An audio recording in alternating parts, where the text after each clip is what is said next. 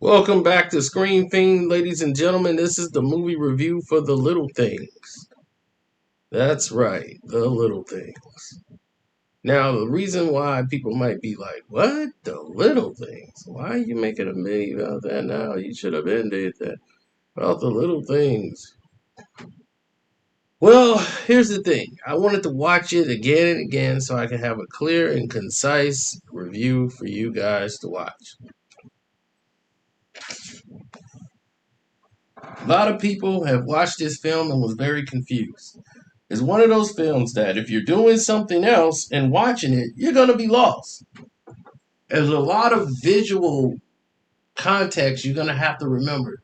You're in the mind of a detective trying to solve a homicide case. And the detectives work, their mind of memory is very key for a detective. Visual memory is very key. Any little thing that you see somewhere, you have to be able to memorize it and recall it because it might be useful in a case. And that is how this movie is. Now, people are like, I don't understand. Is Denzel Washington the killer? Who's the killer? What's going on? I mean, I don't really understand it. Well, if you follow the story, you see Denzel Washington's character, and he's haunted. You can tell by the way they keep him in the dark and the light and the way he keeps seeing these three victims or the homicide victims in there. He's so absorbed by a case that was unsolved because of something he did that he could never take back. He came and got on the case, and one of the girls was eliminated by his bullet, and he lost everything because of it. But more than importantly, he lost his sanity. He lost his edge, which made him a great detective. It's an accidental shooting, but it was devastating. And they covered it up, the cover for him. But he never lived it down because he felt we never got the guy. Now, that crime happened in 1985, what happened in his case. And in 1985, when Denzel Washington did that, he ended up losing his family, everything he had, because he was never able to regroup. Now, looking at the facts of the case, you have Rami Malek who is following down the same path or the same road as you would say Denzel Washington character was. And he sees it and he wants to save him from making the same mistake of getting too absorbed by always reminding him, look, there's no angels in this. We in Los Angeles, city of angels, but there's no angels. Like don't get so absorbed into this case to where you won't be able to function. He's determined to know the fact that he's going to find this girl. But he needs to know if she's actually gone or not. By him not knowing if this one person is missing, is gone, that uncertainty is what binds him.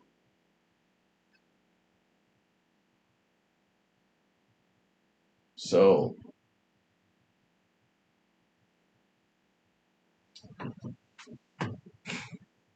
it's a very interesting movie, the way it's shot. They don't really make too many films like this.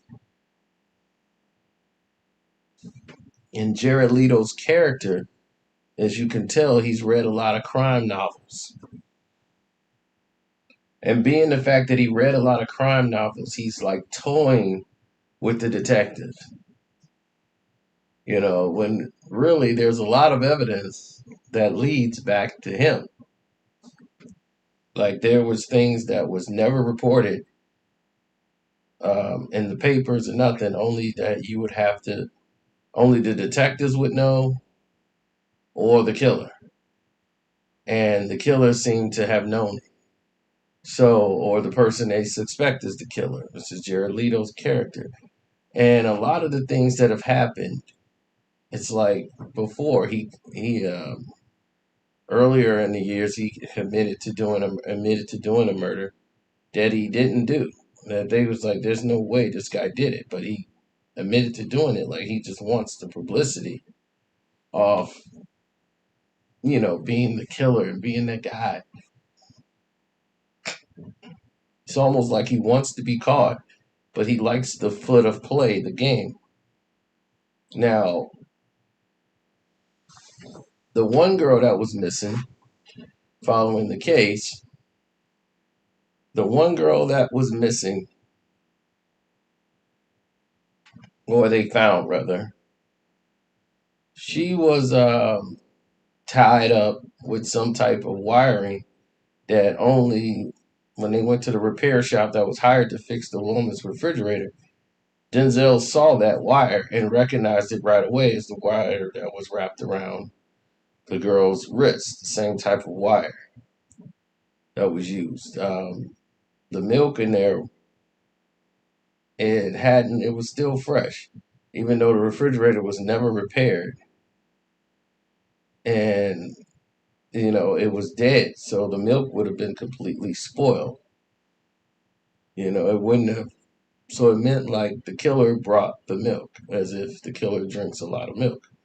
So when they went in his house, they found the empty carton of milk, but different brands and stuff. So you could see that right away. Now, if you look at everything else that was on the table, you will see things started to move and change and rotate. You started to see different strategies, different ways things were done as far as Jared Leto's character and what he was doing. With Romy Malik, who was going insane and dancing on the borderline of I got to know if this is the guy. And even Denzel wanted to know, is this the guy?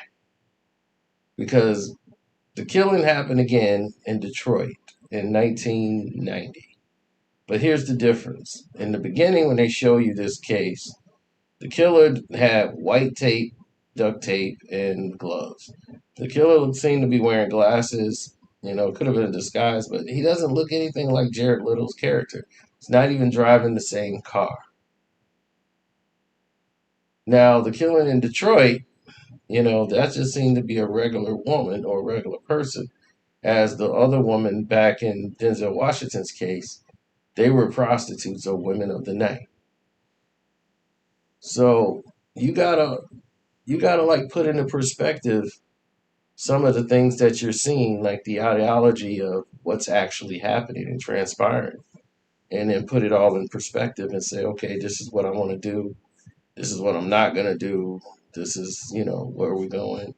So it's quite interesting of a twist psychologically, but at the end, your people are lost. It's like, why are they covering this up? This is, in case you don't know, this is the spoiler review. In case you can get here, you've had ample enough times to watch it.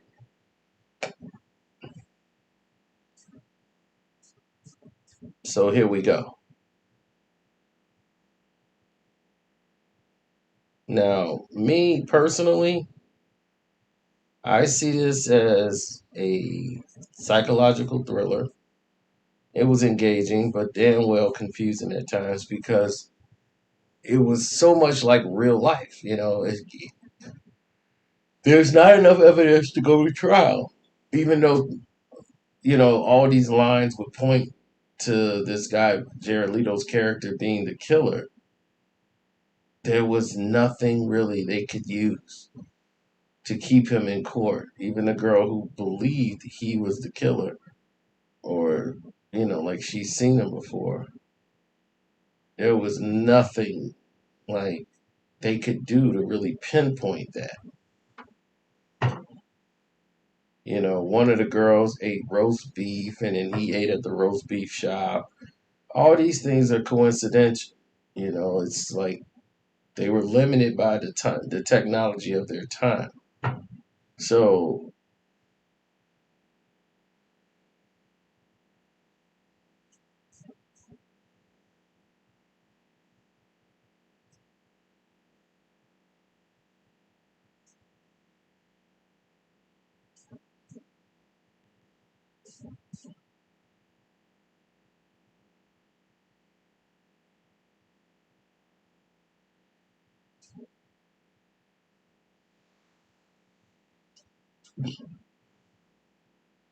so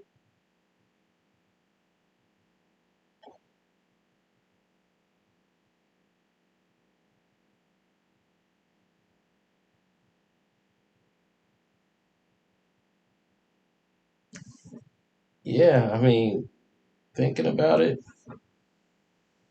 it's a lot of differences. With the girl with the red beret, the one that went missing, and at the end, Denzel sends him the red beret. He had just went and bought another set, took the red one out, and gave it to Romy Malek's character. After Romy Malek's character hits, Romy Malek with a shovel, getting frustrated with him as he's making him dig holes out in this area where he claims he buried the body. So they never find a body out there. They end up digging a hole, burying him out there, Romy Malek's character, and Denzel covers all the tracks, burns all the evidence, cleans the guy's house out, gives the guy's car away to a bunch of homeless people in the street. He cleared everything up, crossed the T's and dotted all the I's,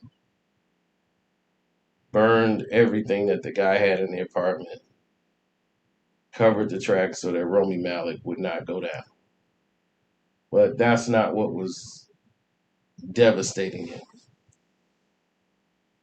So once he gets sent the envelope and it had that red beret, it was giving him the relief that he needed. That release, that breathe, like to let him know that he didn't kill an innocent man. Like, okay, this guy was the guy. Okay, we did get the right guy. So now he can go about living his life so he doesn't have this resentment where he pushes his wife and kids away. The same thing that happened to Denzel Washington. So he was giving him that release, giving that release to be free. Now,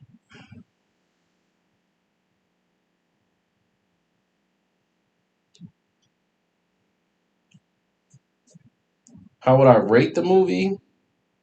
I gave it 2.5 stars out of 4.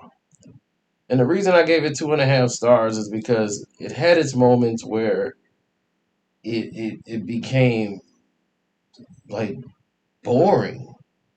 I mean, it was so much of a detective movie, and they made it too realistic to the point where it was boring. I was bored a lot in this film, and I shouldn't have been bored. In other words, like I just don't feel like me being bored was the direction they were going for, but that's where we ended up. So anyhow, if y'all seen the film, tell me what you think. It's your boy Carcino. Thank you for watching Screen Fiend, and definitely subscribe to the page.